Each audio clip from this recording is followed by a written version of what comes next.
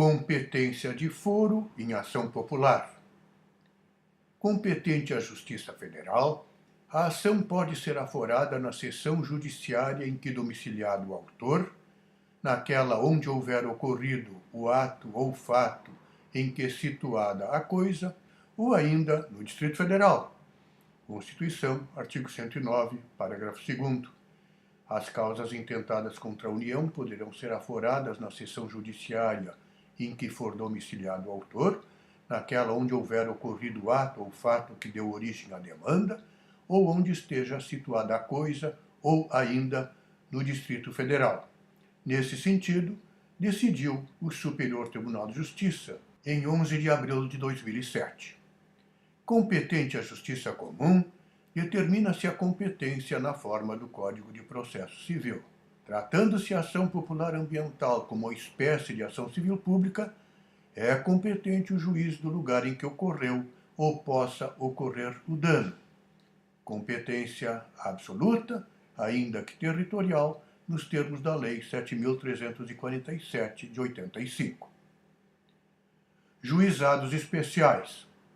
Ações coletivas não são admissíveis nos juizados especiais. Lei 10.259, artigo 3º, parágrafo 1º, inciso 1º.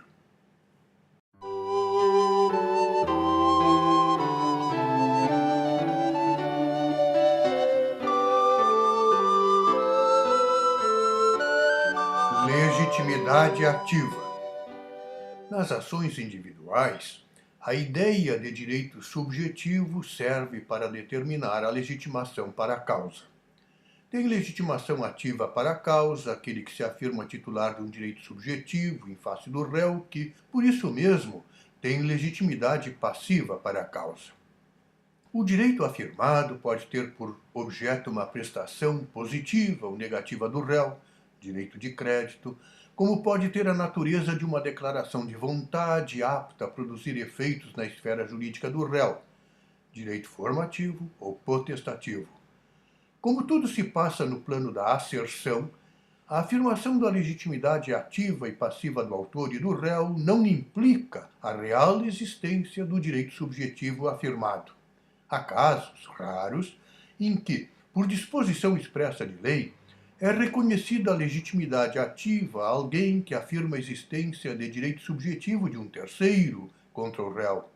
Diz-se, então, haver legitimação extraordinária ou substituição processual, atuando o autor como substituto processual do titular do direito subjetivo afirmado. Diversamente do que ocorre nos processos individuais, o direito subjetivo afirmado não serve, nos processos coletivos, à determinação da legitimidade ativa para a causa. No caso de direitos individuais homogêneos, a ideia de direito subjetivo serve para determinar a existência de titulares de direitos individuais, mas nada diz sobre a legitimação para a causa. Dizer que, nas ações transindividuais, o autor é um substituto processual, ou que sua legitimação é ordinária ou autônoma, não parece conduzir a qualquer consequência prática.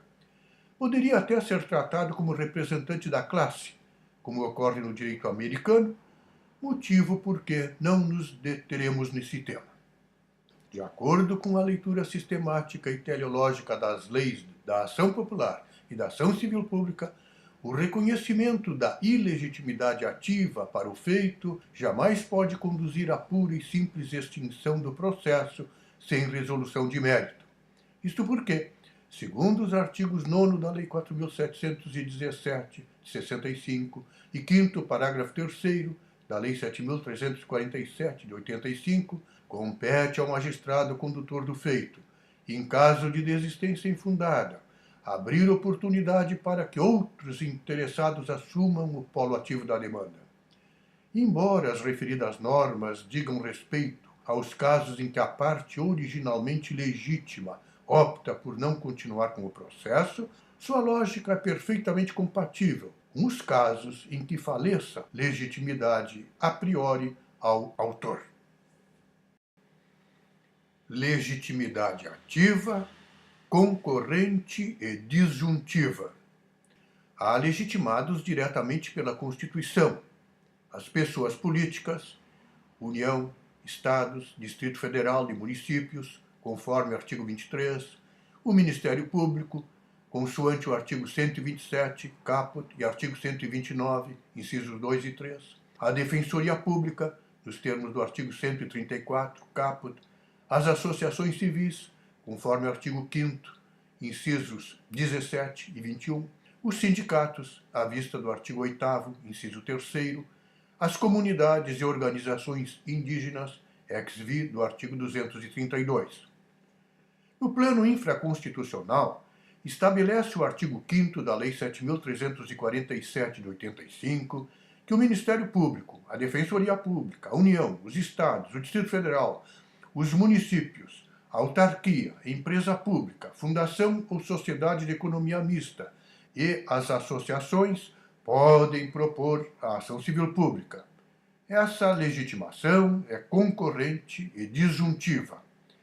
É concorrente porque todas as entidades são simultânea e independentemente legitimadas para agir, isto é, a legitimidade de uma delas não exclui a de outra. É disjuntiva porque qualquer dos legitimados pode propor ação independentemente de participação dos demais. O litisconsórcio não é obrigatório. Diz Antônio Gide que a legitimação também é chamada disjuntiva no sentido de não ser complexa, visto que qualquer uma das entidades colegitimadas poderá propor, sozinha, a ação coletiva, sem necessidade de formação de litisconsórcio ou de autorização por parte dos demais colegitimados. É facultada, entretanto, a formação voluntária de litisconsórcio. Gide observa ainda que a legitimidade, além de concorrente, é também exclusiva, já que todos os legitimados podem propor ação concorrentemente, mas somente os designados na lei. Anotam Fred Didier Júnior e Hermes Zanetti Júnior que a legitimação é plurima e mista. Plurima, por serem vários os entes legitimados. Mista, por serem legitimados entes da sociedade civil e do Estado. Representatividade adequada. No direito americano, qualquer pessoa pode mover uma ação de classe, cabendo, porém, ao juiz verificar se o autor é um representante adequado. No sistema brasileiro, a lei aponta os legitimados, legalmente havidos, pois, como representantes adequados. Gide critica. Por mais clara que seja a incompetência ou a negligência do representante do grupo durante o desenrolar do processo coletivo, o juiz está obrigado a aceitar a situação passivamente e a proferir sentença contrária aos legítimos interesses do grupo. De acordo com o direito norte-americano, para que uma ação coletiva seja aceita, o juiz precisa estar convencido, entre outras coisas, de que o representante possa representar adequadamente os interesses do grupo em juízo. Esse é, sem dúvida, o aspecto mais importante das class actions americanas, tanto do ponto de vista teórico como prático. Inspirado no sistema norte-americano, Gide sustenta que também o juiz brasileiro deve examinar a adequação do representante, negando a legitimidade se o autor não demonstra real interesse, bem como nos casos em que não haja relevância social que justifique a ação. Também a da Pellegrini Grinover admite o controle sobre a adequada representatividade do ente legitimado pelo juiz, como no direito americano, porque um legitimado despreparado poderia prejudicar direito ou interesse coletivo. Lembra que o ordenamento brasileiro não é infenso ao controle da legitimação, porque o próprio STJ reconhece a legitimidade do Ministério Público para a defesa dos direitos individuais homogêneos somente em casos de relevância social da demanda coletiva proposta em juízo.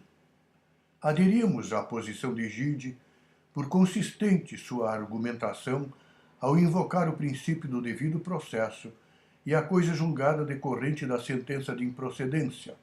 A ação coletiva não poderá ser proposta por outro legitimado. ainda que demandas individuais sejam admitidas.